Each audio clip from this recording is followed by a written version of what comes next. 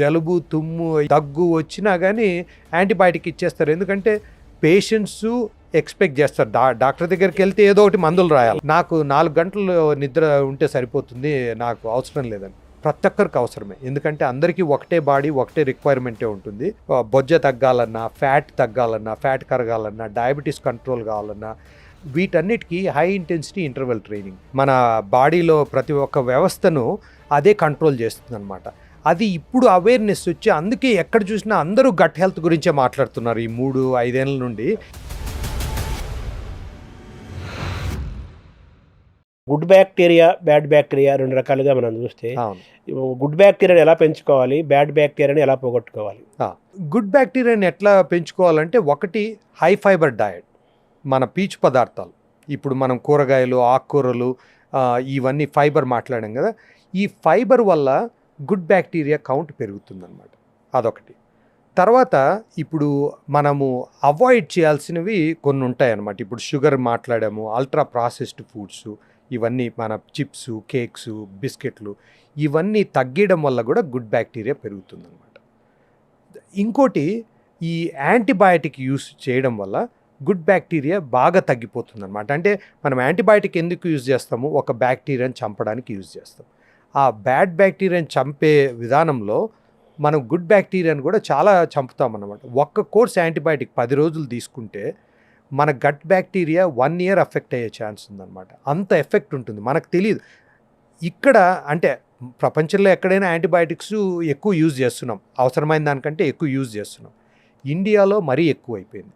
ప్రతి జలుబు, తుమ్ము, దగ్గు వచ్చినా కానీ యాంటీబయాటిక్ ఇచ్చేస్తారు. ఎందుకంటే పేషెంట్స్ ఎక్స్పెక్ట్ చేస్తారు. డాక్టర్ దగ్గరికి వెళ్తే ఏదో ఒకటి మందులు రాయాలి, ఇమీడియట్ రిలీఫ్. చాలా మటుకు వైరస్ ఉంటుంది. ఇప్పుడు ఏదో మనకు కొంచెము గొంతు గరగరానో, లేకపోతే కొంచెం ఏదో జలుబు చేస్తుంది, కొంచెం ఫీవర్ వస్తుంది, డాక్టర్ దగ్గరికి వెళ్ళి అడిగితే అది వైరస్ ఉండిండొచ్చు.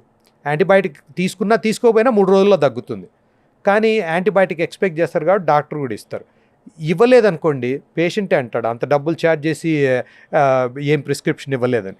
కాబట్టి ఆ రకంగా పేషెంట్స్ అడుగుతున్నారు, డాక్టర్లు అట్లే ఇస్తున్నారు. కాబట్టి యాంటీబయాటిక్ యూజ్ పెరిగి దానివల్ల గట్ బ్యాక్టీరియా చాలా డ్యామేజ్ అవుతుందన్నమాట. ఆ డ్యామేజ్ అయింది ఎన్నో, అంటే 1 year ఎఫెక్ట్స్ ఉంటుంది. అట్లే మనం యూజ్ చేస్తున్నాం అనుకోండి, మొత్తం ఆ కాంపోజిషన్, అంటే ఆ గుడ్ వర్సెస్ బ్యాడ్ బ్యాక్టీరియా, ఆ కాంపోజిషన్ తేడా వచ్చేటప్పటికి చాలా క్రానిక్ డిసీజెస్, అంటే ఇప్పుడు హార్ట్ డిసీజు, డయాబెటీస్ అనుకున్నాము, డిమెన్షియా కానీ చాలా బ్యాడ్ ఎఫెక్ట్స్ ఉంటాయి. ఈవెన్ డిప్రెషను, బ్రెయిన్ ఫాగ్ అంటాం, అంటే ఆలోచన శక్తి తగ్గిపోతుంది అనమాట. ఇవన్నీ గుడ్ బ్యాక్టీరియాను కిల్ చేయడం వల్ల వస్తుందన్నమాట. యాంటీబయాటిక్ తగ్గించుకోవడం అనేది ఇంకోటి చాలా ఇంపార్టెంట్ అనమాట. తర్వాత స్మోకింగ్, ఆల్కహాల్ చేసేవాళ్ళు అది మానేసుకోవాలా. ఇంకోటి స్లీప్ చాలా ఇంపార్టెంట్. స్లీప్ వల్ల మనము స్లీప్ తక్కువ అయ్యే కొద్దీ మనకు నిద్ర తక్కువ అవడం వల్ల గుడ్ బ్యాక్టీరియా తగ్గిపోతుంది అనమాట. దాంతో కూడా చాలా ఎఫెక్ట్స్ ఉంటాయి. అందుకు చాలామంది అనుకుంటారు నాకు 4 గంటలు నిద్ర ఉంటే సరిపోతుంది, నాకు అవసరం లేదని. ప్రతి ఒక్కరికి అవసరమే. ఎందుకంటే అందరికీ ఒకటే బాడీ, ఒకటే రిక్వైర్మెంటే ఉంటుంది. 7 to 8 hours స్లీప్ ఉండాలన్నమాట. అది చాలా, అంటే 7 to 8 hours పనుకోవటం వేరు, నిద్రపోవటం వేరు, గాఢగా నిద్రపోవటం. చాలా బాగా చెప్పారు. అవును, అది అంటే గుడ్ స్లీప్, అది చాలా ఇంపార్టెంట్. Sound sleep. ఒకవేళ అది లేదంటే ఎందుకు రావడం లేదనేది కూడా చూసుకోవాలన్నమాట. అది మనము ఫుడ్ వలన, లేకపోతే ఆల్కహాల్ వలన, ఆలోచనల వలన ఏది ఉందనే దాన్ని బట్టి మనం చూసుకోవాలన్నమాట. సో బ్యాక్టీరియా అనేది మొత్తం మన శరీరాన్ని నడిపిస్తుందని చెప్పుకోవచ్చా మనం? బ్యాక్టీరియా చాలా ఇంపార్టెంట్. అదే చెప్పినా కదా, టాప్ టు బాటం ప్రతి ఒక్క వ్యవస్థ, మన బాడీలో ప్రతి ఒక్క వ్యవస్థను అదే కంట్రోల్ చేస్తుందన్నమాట. అది ఇప్పుడు అవేర్నెస్ వచ్చి అందుకే ఎక్కడ చూసినా అందరూ గట్ హెల్త్ గురించే మాట్లాడుతున్నారు ఈ 3-5 ఏళ్ళ నుండి. ఎక్కడని ఇంటర్నెట్లో చూసినా, యూట్యూబ్లో చూసినా, ఎక్కడ చూసినా గట్ హెల్త్. సడన్గా అవేర్నెస్ వచ్చింది, బట్ అది ఫాలో అవ్వడం అనేది చాలా ఇంపార్టెంట్ అనమాట. నేను ట్రైనింగ్లో ఉన్నప్పుడు డిమెన్షియా పేషెంట్లు అంటే వాళ్ళు 80-90 ఏళ్ళ వాళ్ళలో చూసేవాళ్ళు. ఇప్పుడు డిమెన్షియా పేషెంట్స్ అంటే 50-60 ఏళ్ళలో కూడా చూస్తున్నాం. జెనెటిక్స్ పెద్దగా మారలేదు కదా, సేమ్. ఏది మారుతూ ఉందంటే మన జీవన విధానము, మన జీవన శైలి, తర్వాత మనం తినే ఫుడ్డు, అంతా తేడా వచ్చింది. ఇప్పుడు మన పూర్వకాలంలో, అమెరికాలోనే కాదు ఇక్కడ కూడా, పూర్వకాలంలో ఏముండేది, ప్రాసెస్డ్ ఫుడ్స్ అనేది ఏముండేది కాదు. ఆ రోజు అన్నము, పప్పు ఏదో చేసుకుని తినేవాళ్ళు, ఫ్రెష్గా, స్ట్రెస్ తక్కువ ఉంటుంది, నిద్ర బాగా పట్టేది, అంతా ఉండేది. ఇప్పుడు అదంతా లేదు కాబట్టి అదంతా గట్ బ్యాక్టీరియా ఎఫెక్ట్ అయ్యి డిమెన్షియా రేట్లు పెరుగుతున్నాయి, డయాబెటీస్ రేట్ పెరుగుతుంది, హార్ట్ డిసీజ్ పెరుగుతూ ఉంది, కోలన్ క్యాన్సర్. ఇప్పుడు క్యాన్సర్లు కూడా మైక్రోబయోమ్ అంటున్నారు అనమాట. ఈ మధ్యనే ఒక స్టడీ వచ్చింది. ఇంతకుముందు కోలన్ క్యాన్సర్ మేము కొంచెము ఏజ్డ్గా ఉండే వాళ్ళు పెద్ద పేగు క్యాన్సర్ అనమాట కోలన్ క్యాన్సర్ అంటే. మనకి ఇండియన్స్లో ఇంతకుముందు ఎక్కువ చూసేవాళ్ళం కాదు, ఎక్కువ అమెరికన్స్లో చూసేవాళ్ళం తెల్లల్లో. ఇప్పుడు ఇండియన్స్లో కోలన్ క్యాన్సర్ పెరుగుతూ ఉంది. ఎందుకు పెరుగుతూ ఉంది? ఇప్పుడు చూస్తే అది కూడా బ్యాడ్ బ్యాక్టీరియా ఎక్కువ అయ్యి యంగ్ పేషెంట్స్లోనే కోలన్ క్యాన్సర్ చూస్తున్నాం. ఈ మధ్యనే నేను ఈ 1 yearలో మన ఇండియన్స్లో ఒక 5-6 మంది కోలన్ క్యాన్సర్ డయాగ్నోస్ చేస్తుంటా. ఈ లెస్ దెన్ 1 year కాలంలో అందరూ ఇండియన్సే, అందరూ 40, 45, 50 లోపలనే ఇంతమందికి డయాగ్నోస్ చేశారు. ఇంతకుముందు ఎప్పుడు అట్లా చూసేవాడిని కాదు. తేడా ఏమొచ్చింది? మన ఫుడ్, మన life style. Physical and exercises part ఏంటి? చాలా ఇంపార్టెంట్. ఎక్సర్సైజ్ వల్ల కూడా గట్ మైక్రోబయోమ్ అంటే ఈ బ్యాక్టీరియా సమతుల్యత మారుతుంది అనమాట. ఎక్సర్సైజ్ చేయడం వల్ల గుడ్ బ్యాక్టీరియా పెరుగుతుంది. ఆ గుడ్ బ్యాక్టీరియా పెరగడం వల్ల మీరు ఇంకా బాగా ఎక్సర్సైజ్ చేయగలరు కూడా. అంటే అదేమంటారు, అథ్లెటిక్ పర్ఫార్మెన్స్ అంటాం.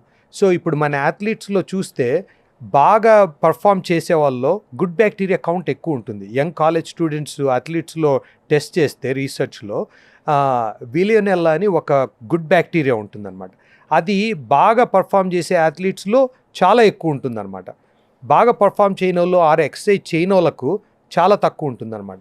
అక్కడే తెలిసిపోతుంది. అంటే ఆ గుడ్ బ్యాక్టీరియా ఈవెన్ మనము ఎట్లా పర్ఫామ్ చేస్తున్నాము, ఎంత బాగా రన్ చేయగలము అనే దాన్ని బట్టి కూడా తేడా వస్తుందన్నమాట. మనం ఎక్సర్సైజ్ చేయడం వల్ల ఇది గుడ్ బ్యాక్టీరియా కౌంట్ ఇంప్రూవ్ అవుతుంది. అది కూడా చాలా ఇంపార్టెంట్. గుడ్ బ్యాక్టీరియా ఇంప్రూవ్ కావడమే కాకుండా స్ట్రెస్ కూడా తగ్గిస్తుంది. ఎందుకంటే మనం ఎక్సర్సైజ్ చేస్తే ఎండార్ఫిన్స్ ఇవన్నీ ప్రొడ్యూస్ అవుతాయి. అవన్నీ హ్యాపీ హార్మోన్స్ అంటాం అనమాట. అంటే మనల్ని సంతోష పెడతాయి అనమాట. సో ఎక్సర్సైజ్ దగ్గరకు వచ్చేటప్పటికి యూజువల్గా 150 minutes పర్ వీక్ ఎక్సర్సైజ్ చేయమనేది రికమెండేషన్. అంటే 2.5 గంట, వారానికి అంతా కలిపి 2.5 గంట. 5/7 అంటున్నారు కదా. అంతే.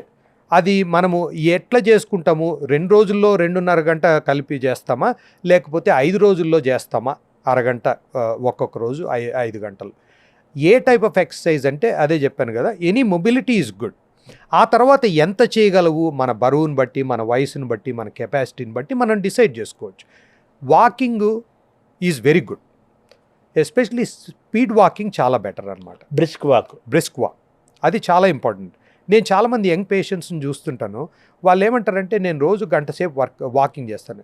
స్పీడ్ ఎంత చేస్తారంటే చాలా స్లోగా ఉంటుందన్నమాట. అంటే వాళ్ళు ఎట్లా అంటే ఫోన్ మీద మాట్లాడుకుంటా అట్లా చల్లగాలికి చేస్తుంటారు. గంటగా 4 కిలోమీటర్లు 3 కిలోమీటర్లు నడుస్తారు. అంతే ఉంటుంది. టైం వేస్ట్, వచ్చే ఉపయోగం చాలా తక్కువ ఉంటుంది. 20 నిమిషాలు చేసిన ఫోకస్డ్ ఎక్సర్సైజ్, ఫోను ఏం మాట్లాడకుండా జస్ట్ అదొక మిషన్ లాగా వాకింగ్ అనేది అది చేసేందుకే వెళ్ళినట్లు చేయాలన్నమాట. బాడీ మైండ్ ఎంజాయ్ చేయాలి, 2 చేయాలా, ఫోకస్డ్. అది చాలా ఇంపార్టెంట్. అట్లా 20 minutes చేసిన బ్రిస్క్ వాక్ చేయడం వల్ల చాలా బెనిఫిట్స్ ఉన్నాయి. రన్నింగ్ చేయగలిగితే ఇంకొంచెం బెనిఫిట్స్ ఉంటాయి. తర్వాత హై ఇంటెన్సిటీ ఇంటర్వల్ ట్రైనింగ్ అంటాం, HIIT అని, HIIT.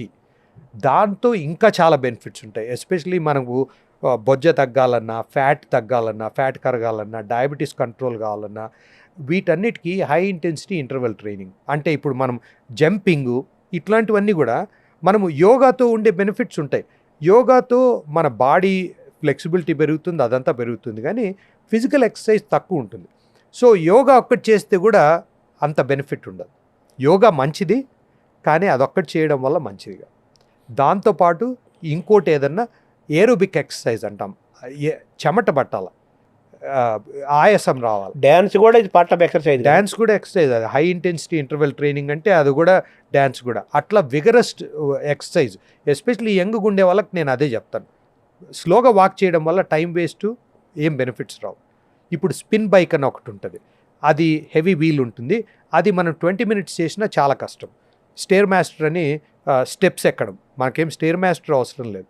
మన ఇంట్లోనే మనకు స్టెప్స్ ఉన్నాయనుకోండి, అపార్ట్మెంట్ కాంప్లెక్స్లో పైదాకా ఒక 5 floors ఎక్కి 5 floors దిగి 5 floors ఎక్కి 10 సార్లు చేస్తే బెస్ట్ ఎక్సర్సైజ్. ఇంకేం అవసరం లేదు, మనకి ఏం ఎక్విప్మెంట్ అవసరం లే, గ్రౌండ్ అవసరం లేదు, కంపెనీ అవసరం లేదు. దాంతో ఉండే బెనిఫిట్స్ అన్నీ దాంట్లో ఉంటాయి.